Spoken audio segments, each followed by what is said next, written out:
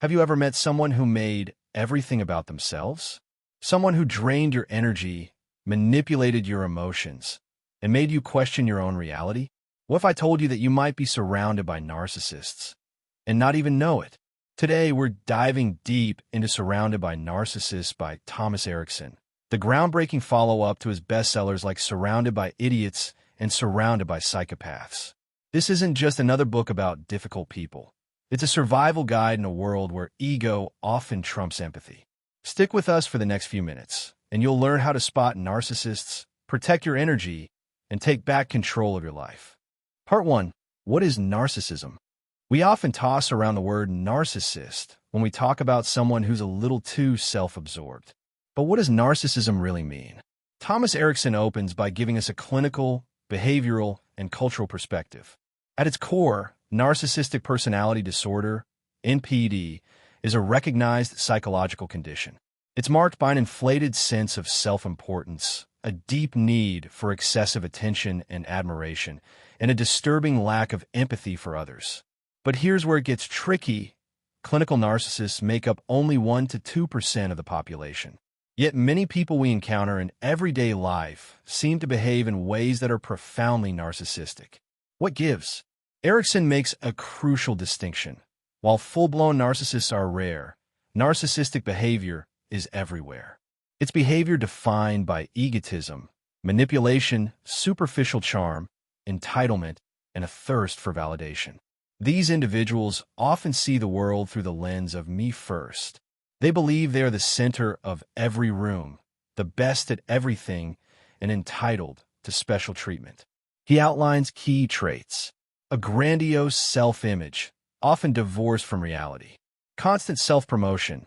They speak in I statements and brag relentlessly; overreactions to criticism, often responding with rage or vengeance; an insatiable need for admiration and validation; disregard for rules, social norms, or the rights of others. You may already be picturing someone in your life.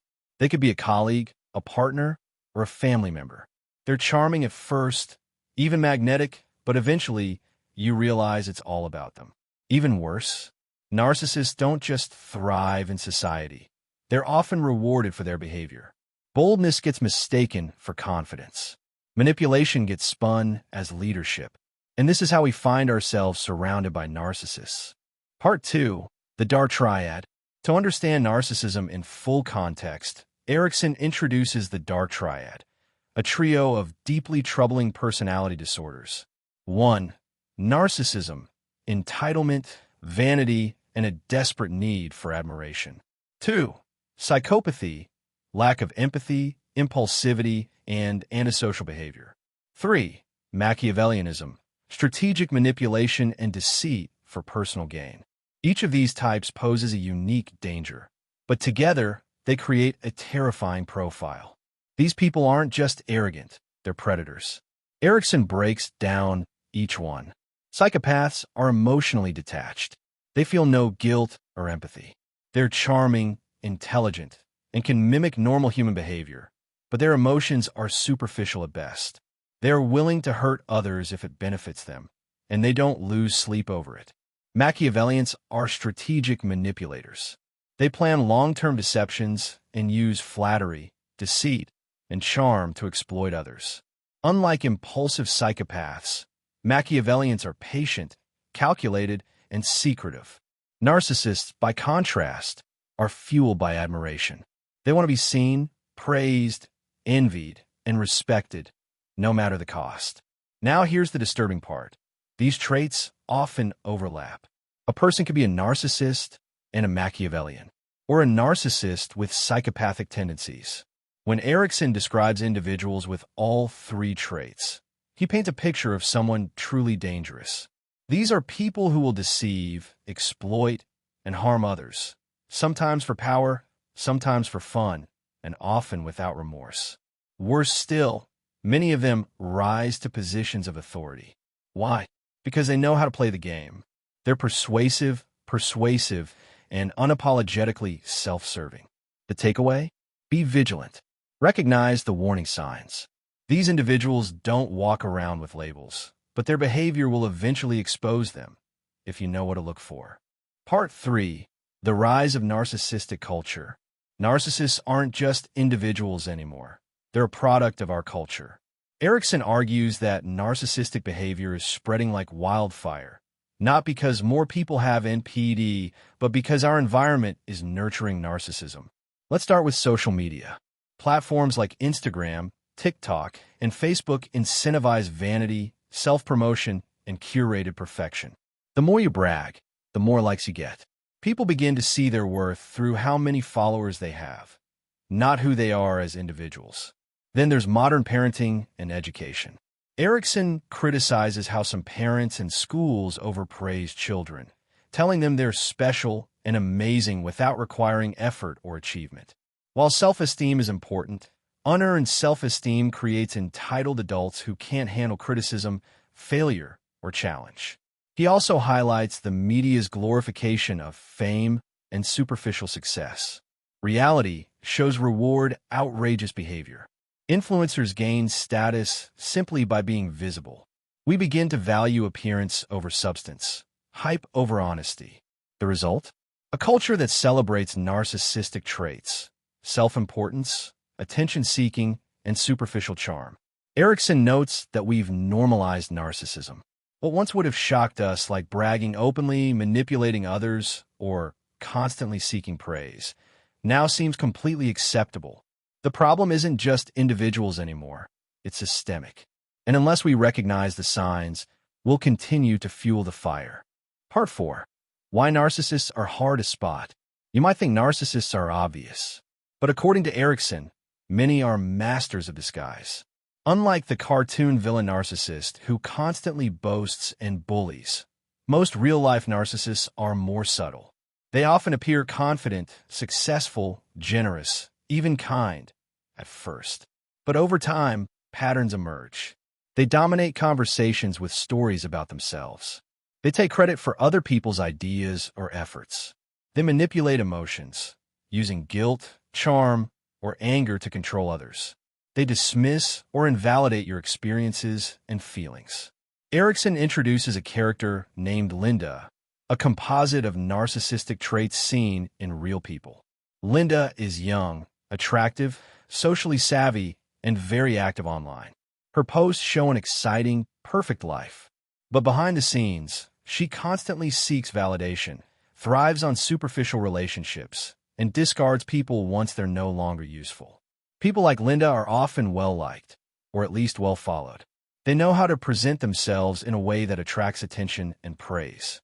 But their connections are shallow. Their empathy is limited, and their sense of self is fragile. What makes them so hard to identify? They blend in. Narcissists can be your coworker, your friend, even your romantic partner. They manipulate through charm, not cruelty, at least at first. By the time their darker traits show up, you're often too emotionally entangled to walk away easily. Erikson's warning is clear. Don't wait for the mask to slip. Learn to recognize the signs early. If someone always turns the spotlight on themselves, disregards your feelings, or drains your energy, it might be more than just rudeness. It might be narcissism. Part 5. How Narcissists Manipulate. In this eye-opening part of the book, Erikson delves into the manipulation playbook that narcissists use to control others. And make no mistake, this isn't accidental. It's strategic, calculated, and often devastating. Narcissists manipulate for one primary reason: control. They want to dominate relationships, workplaces, and social circles. And the way they do it is both covert and chillingly effective. Let's walk through the most common tactics. 1. Gaslighting. One of the most insidious forms of psychological manipulation. The narcissist will deny things they clearly said or did, twist facts, or accuse you of being too sensitive. Over time, you start to doubt your own memory and sanity. 2. Love bombing. At the start of a relationship, narcissists often overwhelm you with praise, affection, and attention. You feel like you've found your soulmate. But it's a trap. Once you're emotionally hooked, the real manipulation begins. 3. Silent treatment. When you fail to meet their expectations or question their behavior, they may withdraw affection, give you the cold shoulder, or ignore you entirely. This isn't passive, it's punishment. 4.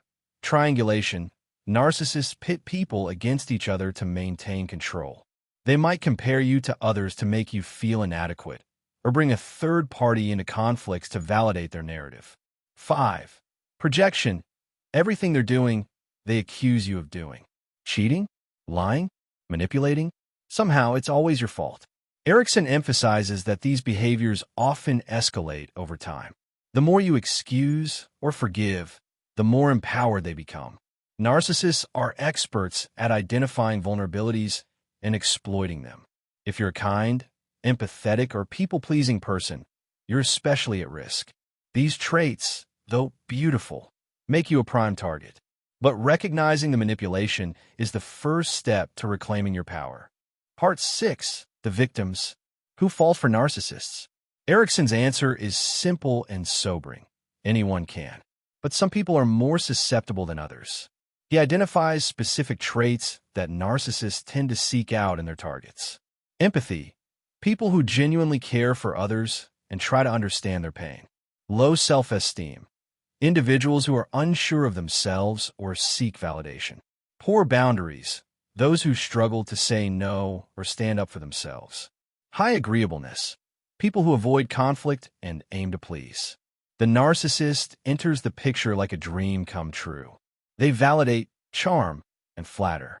But slowly, they dismantle your confidence, isolate you, and make you question your worth. Victims often remain trapped in toxic relationships for years, sometimes decades, because they cling to the hope that the loving version of the narcissist will return. But that version was a mask. One of Erikson's most powerful insights is this: narcissists don't change. If you're waiting for them to apologize, self-reflect, or grow, don't hold your breath. The longer you stay, the more damage is done. Recognizing yourself as a victim can feel shameful. But Erikson is clear, it's not your fault.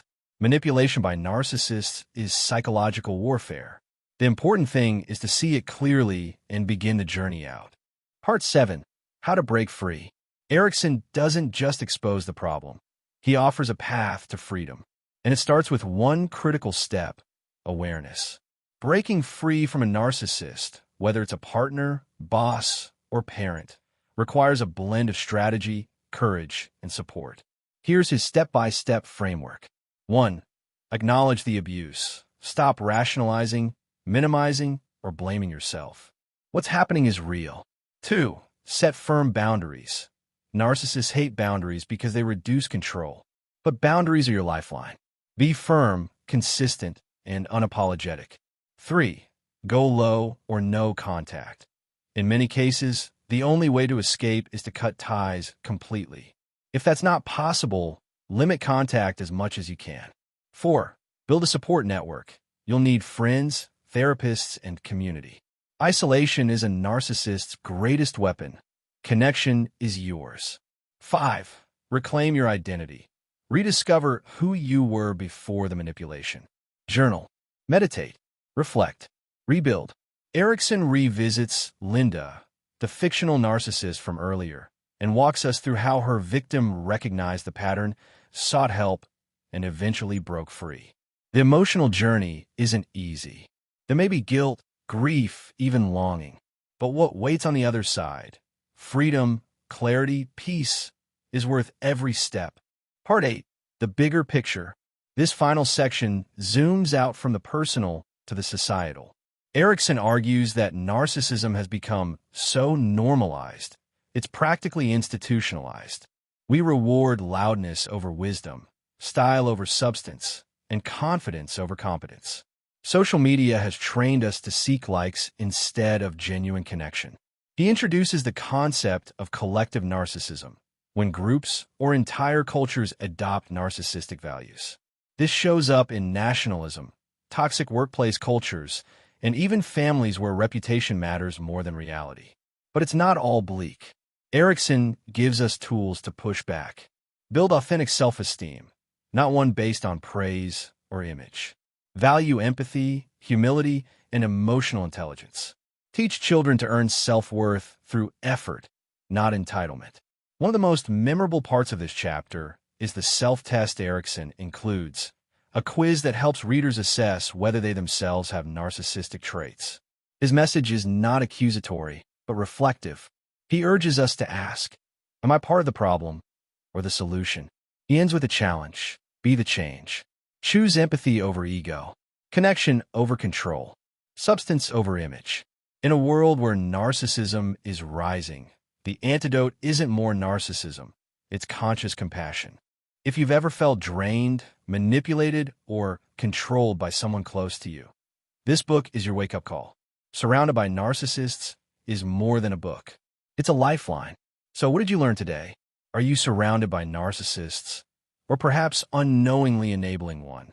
Comment below with your thoughts and experiences. Let's open up the conversation. If you found this video helpful, don't forget to like, share, and subscribe for more powerful book breakdowns every week.